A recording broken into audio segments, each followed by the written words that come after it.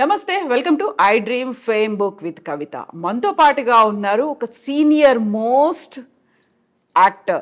కేవలం ఆ మాట చెప్తే మాత్రం సరిపోదు.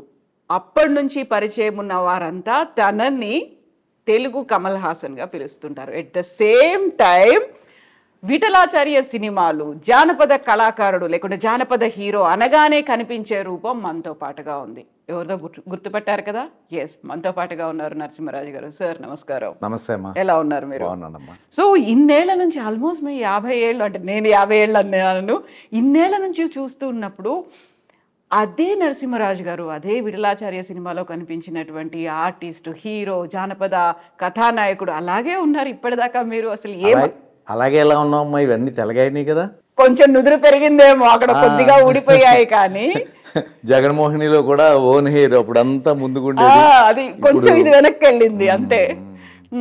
అలా ఎలా అసలు? అదే కొంచెము మంచి అలవాట్లు ఉండటం వల్ల కొంచెం ఎక్కువ కాలం లైఫ్ ఉంటుందండి. ఏం చేస్తారు? అండ్ నేను వెజిటేరియన్. దగ్గర అన్నీ దురలవాట్లు అనేవి ఏమీ లేవు. సో వర్క్ చేసుకోవటం, హార్డ్ వర్క్ చేసుకుంటూ ఉంటాను. సో అదొక సంతోషం మనసులో ఉంటుంది. అదొక సంతోషం వల్ల అలా ఉంటుంది. ఫిగర్ కూడా మనం కూడా అలా ఉంటాం. ఎక్సర్సైజులు, వాకింగ్లు వాటికి టైం ఉండదమ్మా. ఇప్పుడు నేను నెలకి దగ్గర 23 రోజులు పనిచేస్తాను. గత 8-9 సంవత్సరాల నుంచి తమిళ్లో Sun TV, Vijay TV and Zee Tamil ఛానల్స్లో నేను సీరియల్స్ చేస్తూ ఉంటాను. ఆల్మోస్ట్ ఆల్ మన తెలుగులో హిట్ అయినటువంటి మంగమ్మ గారి మనవరాలు, తర్వాత సింధూర్పు అంటే ఏంటో, ముద్దమందారం, ఆడదే ఆధారం, ఇటువంటివన్నీ తమిళ్లో నేనే చేస్తాను. అదేవిధంగా ఇప్పుడు నాది తమిళ్లో సూపర్ హిట్ అయింది ఇప్పుడే ఒక 3 వారాల కిందట సన్ టీవీలో మరుమగళ్. అది తెలుగులో తీస్తున్నారు. ఆ ఆఫర్ నాకు ఇచ్చినా నేను చేయలేని పరిస్థితి. ఎందుకంటే టైమ్స్ అడ్జస్ట్ అవ్వటం. నా క్యారెక్టర్ వేరే ఎవరో చేస్తున్నారు, తెలుగులో జమిని తీస్తున్నారండి. సో వర్క్ ఉండటం వల్ల ఆ హ్యాపీనెస్తో మనలో బ్రైట్నెస్ ఉంటుంది, అలాగే ఉంటుంది. అయితే వ్యూవర్స్కి నేను ఒక మాట చెప్పాలి. మనం నరసింహరాజు గారి ఫుడ్ హ్యాబిట్స్ గురించి మాట్లాడుకుంటున్నప్పుడు కాఫీ తాగుదాం అనుకుంటే కాఫీ కూడా వద్దన్నారు. At the same time water కూడా నేను తాగను అంటున్నారు. ఏంటిది కాఫీ తాగకపోవడం, మంచినీళ్ళు కూడా బయట తాగకపోవడం? ముందు నుంచి బిస్లరీ వాటర్ తాగుతాను. ఇంటి దగ్గర నుంచే షూటింగ్ వెళ్ళేప్పుడు 2 లీటర్స్ పట్టుకెళ్తాను. రోజు 2.5 లీటర్స్ తాగుతాను. అది మినిమం 2.5, మోర్ దాన్ 2.5 తాగాలి ప్రతి వ్యక్తి కూడా. కాఫీ టీ అంటారా, నాకు మొదటి నుంచి అలవాట్లేదండి. అవునా? ఎప్పుడైనా నిద్ర వస్తుంది అంటే ఆ వేడి నీళ్ళు లేక ఏదో ఇది తీసుకోవటమే కానీ రేర్. అది కూడా షూటింగ్ టైంలో నిద్ర వస్తే తాగుతాను, లేకపోతే అది కూడా తాగను. అసలు మామూలుగా మందు తాగే అలవాటు, సిగరెట్ తాగే అలవాటు అసలు అవన్నీ లేవు, ఎప్పుడు నాకు లేవు. ఫిల్మ్ ఇండస్ట్రీలో బోల్డని పార్టీలు అంటారు, లేకుంటే వర్క్ లోడ్ ఎక్కువైపోయింది, స్ట్రెస్ ఎక్కువైపోయింది అనుకున్నప్పుడు నాకు అంత వర్క్ లోడ్ ఎక్కువైపోలేదు, నాకు అంత ఫ్రెండ్షిప్లు లేవు, పార్టీస్కి వెళ్ళే అంత ఫ్రెండ్షిప్ లేదండి నాకు. నేను ఎవరితోని అక్కడికక్కడ షూటింగ్ జరిగేటప్పుడు అక్కడ కలిసినప్పుడు స్నేహంగా ఉండటమే, తర్వాత వారితో కలవటము అవి ఆ టైము ఉండదు. నేను ఎప్పుడు వెళ్ళలేదు ఎవరి దగ్గరికి, ఏ పార్టీ. అదే నాకు మైనస్ కూడా, నా లైఫ్లో మైనస్. ఎందుకంటే పిఆర్, పబ్లిక్ రిలేషన్ లేకపోవటం అనేది ఒక డిసడ్వాంటేజ్ నాకు. సో మనవాడు అని చెప్పుకోవటానికి నాకు ఎవరు లేరు. గుర్తుకొచ్చి 10 మందితో మనం కలిసిమెలిసి ఉంటే అరే మనవాడు ఉన్నాడు కదా, ఆయనకి వేషం ఇవ్వాలి అని అంటారు. కానీ నేను గుర్తురాను, ఎందుకంటే వారితో ఎప్పుడు నేను కలవటము అటువంటిది ఏమీ తెలుగు ఇండస్ట్రీలో ఉన్నటువంటి ప్రొడ్యూసర్స్ కానీ, డైరెక్టర్స్ కానీ, టెక్నీషియన్స్ కానీ, ఇటువంటి వారితో నేను ఎప్పుడు కలవటము, ఫోన్లు చేయటం ఇటువంటిది ఏమీ లేదండి. ఎవరైనా ఎప్పుడైనా గుర్తుకొస్తే అనుకోకుండా అలా కొంతమంది ఇచ్చేవారు. ఎలా అయితే అంత పెద్దగా క్లోజ్ ఫ్రెండ్స్ అని లేరో అలాగే శత్రువులు కూడా లేరు కదా? శత్రువులు అసలు లేరు నాకు. ఎందుకంటే నేను ఎవరిని ఏమీ అన్ను. ఎదుటి వారిది తప్పు అయినా నేను తప్పులు చేయటం మానవ సహజం. అది ఏదో తెలియక అన్నారు, లేకపోతే తెలియక జరిగింది ఇది అనుకుంటాం.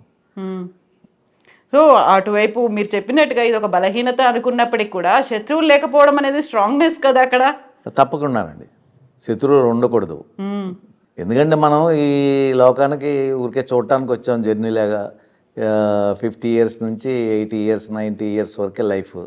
అది ఎంతసేపు అయిపోతూనే ఉంటుంది.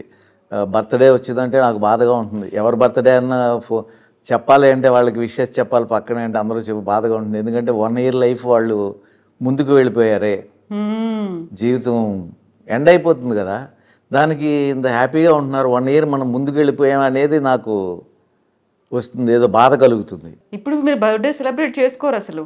బర్త్డే అసలు చేసుకోండి, ఎవరైనా ఫోన్ చెప్పడం కూడా విష్ చేస్తే ఎవరికి చెప్పడం కూడా ఎవరికో కానీ తెలియదు, చాలా మందికి తెలియదు.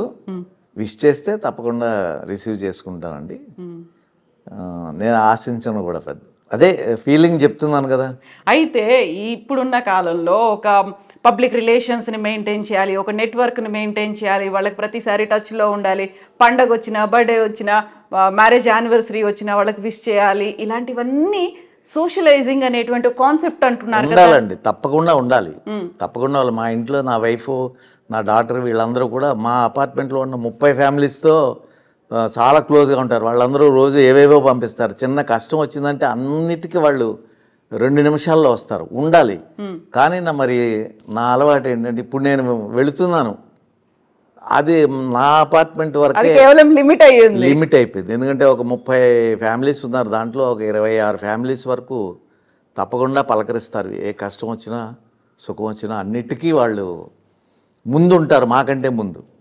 ప్రతిరోజు మార్నింగ్ లేచిన వెంటనే మా కష్ట సుఖాలన్నీ చూస్తూ ఉంటారు. సో అందుకని వారి మీద అరే మమ్మల్ని ఇంతలా కాపాడుతున్నారే అని వారితో మాత్రమే నాకు అనుబంధం. సో మిగతా దినచర్య మనకి షూటింగ్లు ఉన్నప్పుడు వాటర్ ఎలాగో మీరు తీసుకెళ్తుంటారు, దాంతోపాటుగా తీసుకునే దాని మీద కూడా వాట్ యు ఈట్ అనేదే కనిపిస్తూ ఉంది కదా. మీరు ఏం తింటారో మీరు అలాగే ఉంటారు అంటారు. సో సాత్విక ఆహారమే తింటారు, కాకపోతే తీసుకోవాల్సినటువంటి ఫుడ్ కావచ్చు, లిమిట్ అనేది ఉంటుంది, ఏది అవాయిడ్ చేయాలనేది ఉంటుంది. డాక్టర్లు కూడా చెప్తుంటారు మీరు ఏదైతే అవాయిడ్ చేస్తున్నారో అదే మీ హెల్త్కి మంచిది అనేది చెప్తుంటారు కదా. నేను ఫ్రూట్స్ ఎక్కువ తింటానండి. షూటింగ్లకు వెళ్ళటం వల్ల పెద్దగా ఎక్స్పెక్ట్ చేయను, ఫ్యామిలీ ఉండరు కాబట్టి నేను బయటే తినాలి అవి. సో అందుకని ఎక్కువగా పెరుగన్నం తింటాను, ఏదో సాంబార్ అన్నం తింటాను అంతే. ఈవినింగ్ ఏదో చపాతీ, 1-2 చపాతీ తింటాను. ఫ్రూట్స్ మీద ఎక్కువ ఆధారపడతా, బయట ఉంటాను కాబట్టి. సో నాకు షూటింగ్ లేన నైట్ టైం నాకు నా పక్కనే నేను ఉన్నటువంటి పక్క స్ట్రీట్లో మాకు బ్రాహ్మిన్స్ మెస్ ఒకటి ఉంది, అక్కడ చాలా హోమ్ ఫుడ్లా ఉంటుంది. సో నాకు టిఫిన్ ప్రాబ్లం లేకుండా ఇంట్లో చేస్తున్న విధంగా అది నాకు ఇస్తూ ఉంటారు వాళ్ళు. నైట్ లేట్ అయినా 10 గంటలకి నాకు ఇస్తూ ఉంటారు. ఎక్కువగా ఫ్రూట్స్ మీద, డ్రై ఫ్రూట్స్ మీద ఆధారపడి ఉంటాను. అందుకని పెద్దగా ఏమీ డిఫరెన్స్ తెలియటం లేదు.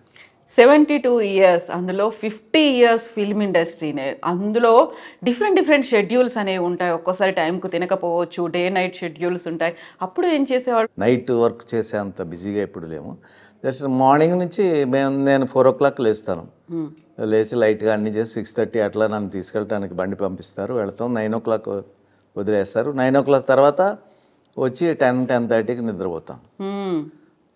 కొంచెం ఇప్పుడు వయసు రీత్యా నిద్ర సరిగా పట్టడం లేదు, అందుకే కొంచెము ఇవన్నీ రావటం. కానీ వర్క్ ఉన్నప్పుడు మనం చేసుకోవాలి. అందులో నాకు అప్పట్లో పెద్దగా వర్క్ ఉండేది కాదు. ఇప్పుడు అనుకోకుండా ఈ 7-8 సంవత్సరాల నుంచి నాకు మంచి వర్క్, నేను చేయలేనంత వర్క్ చాలా ఆఫర్స్ నాకు వస్తూ ఉంటాయండి. అయినా అంత అవసరం లేదని దాంట్లో సెలెక్ట్ చేసుకుని నేను చేసుకుంటూ with my family very happy అండి. దేవుని నమ్ముతారా? తప్పకుండా నమ్ముతాను. పూజలు అంటే ఎప్పుడూ నేను దేవుడి దృష్టిలోనే ఉంటాను. అందుకని స్పెషల్గా పూజ నేను చేస్తాను ఎవ్రీడే. నేను గులాబీ పూలు అవి నా పక్కనే అన్నీ, అది నేనున్న మెయిన్ రోడ్లో అన్నీ ఉంటాయి. నేను ఖాళీగా ఉంటే డెఫినెట్గా పువ్వులు తెచ్చి ప్రతిరోజు పెడతాను. 2-3 రోజులు షూటింగ్ లేకపోతే దేవుడికి పెడతాను. అంటే అలంకరణ నాకు ఇష్టం. దేవుడు తీసేసుకుంటాడని మనం పెట్టామని కాదు, అలంకరణ ఇష్టం. దేవుడు అంటే ఎవరో అని చెప్పలేం. ఎందుకంటే రాముడు, కృష్ణుడు, జీసస్, బుద్ధుడు అందరూ కూడా దేవుళ్ళు అని ఒక్కొక్క మతం వాళ్ళు అలా అంటారు. వారందరూ కూడా మనుషుల కింద పుట్టి అనేక అవస్థలు పడి, రాముడు ఎన్ని కష్టాలు పడ్డాడు, కృష్ణుడు ఎన్ని కష్టాలు పడ్డాడు. అదేవిధంగా జీసస్ ఎన్ని కష్టాలు పడ్డారు చివరిని కూడా. సో వీరందరినీ దేవుడని అందరూ పూజిస్తూ ఉంటారు. నాకేంటంటే వీరందరూ వచ్చారు దేవుని రూపంలో, కానీ దేవుడు అనేవాడు ఎవరో ఉన్నారు, ఏదో శక్తి ఉంది. అది మనం ఎవరూ చూడలేదు, ఎవరన్నా చూసారేమో కూడా తెలియదు, చూడలేదు. కాబట్టి ఆ కనిపించని అదృశ్య శక్తికి తప్పకుండా మనము ప్రతిరోజు నమస్కరించాలి. అదేవిధంగా మనము మన యొక్క విధి అంటే మనం చేసే పనులు, న్యాయం, వృత్తి ధర్మం, ఆ వృత్తి ధర్మం పాటించి ఆ టైం మెయింటైన్ చేసి ఎదటి వాళ్ళకి కష్టం కలగకుండా నష్టం కలగకుండా మనం పనిచేస్తే మనుషుల రూపంలో దేవుడు తప్పకుండా సహాయం చేస్తాడు. మనకు ఫుల్గా వర్క్ ఉంటుంది. మనకు ఫుల్గా వర్క్ ఉంటే మన వెనకాల కుటుంబం హ్యాపీగా ఉంటారు.